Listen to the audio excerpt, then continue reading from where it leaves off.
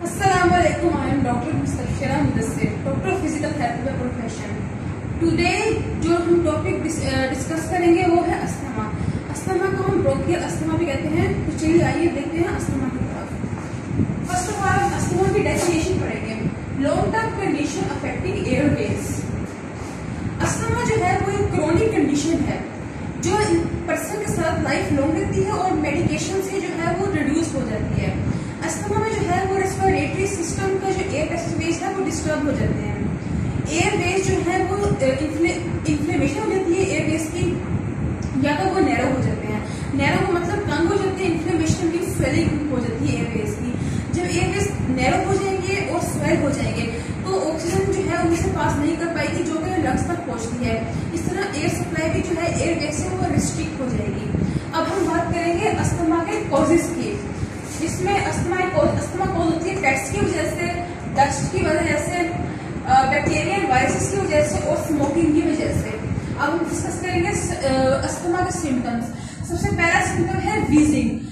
Wheezing मतलब जब हम सांस लेते हैं तो गड़गड़ाहट की आवाज जो हमारे गले से आती है, और शॉर्टनेस ऑफ ब्रेथ होती है, कफिंग होती है, खांसी की वजह से अस्थमा होता है, और टैकीकार्डिया की वजह से भी अस्थमा होता है। जब टैकीकार्डिया मींस जब हमारा हार्ट रेट इंक्रीज होता है तो उसकी वजह से हमें अस्थमा हो जाता है।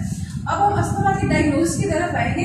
फर्स्ट ऑफ ऑल हम मेडिकल हिस्ट्री लेंगे। डायग्नोसिस में हम मेडिकल हिस्ट्री में जो है इंफॉर्मेशन लेंगे of your parents and your siblings, और फिर हम चेस्ट एक्सरे करवाएंगे और हम सिम्टम्स चेक करेंगे अस्थमा के पेशेंट्स के। वो any type of allergy symptoms में जो है वो इन्वॉल्व होंगी। अगर हम अस्थमा के ट्रीटमेंट की बात करें तो उसमें इन्वॉल्व है bronchodilators, anti inflammatory medications. Asthma के ट्रीटमेंट में ब्रोंकोडायलेटर्स जो है वो मेडिकेशनल ट्रीटमेंट है। ये हमारी ब्रीथिंग कंफर्टेबल बनाते हैं, इजी बना देता है हमारी ब्रीथिंग को ब्रोंकोडायलेटर्स। एंटी इन्फ्लेमेटरी मेडिकेशंस जो है वो अस्थमा को ट्रीट करती है। ये म्यूकस प्रोडक्शन को एयरवेज में कम कर देती है और एयरवेज की इन्फ्लेमेशन भी कम कर देती है, और जो वो नैरो होता है उसको भी कम कर देती है। अब हम अस्थमा अटैक की बात करते हैं। अस्थमा अटैक में जो है वो कंडीशंस आती हैं ब्रोंकोस्पेज्म, म्यूकस प्रोडक्शन और इन्फ्लेमेशन। ब्रोंकोस्पेज्म में क्या होता है, मसल्स अराउंड द एयरवेज जो है वो टाइटन हो जाते हैं, टाइटन। इसकी वजह से हमें अस्थमा का अटैक आ जाता है।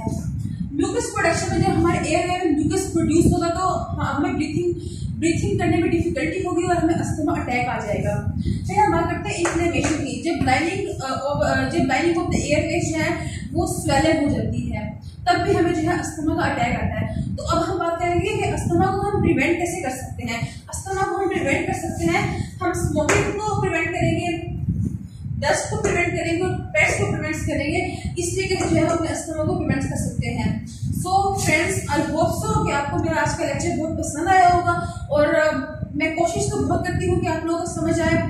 So please like and subscribe my channel. Allah Hafiz.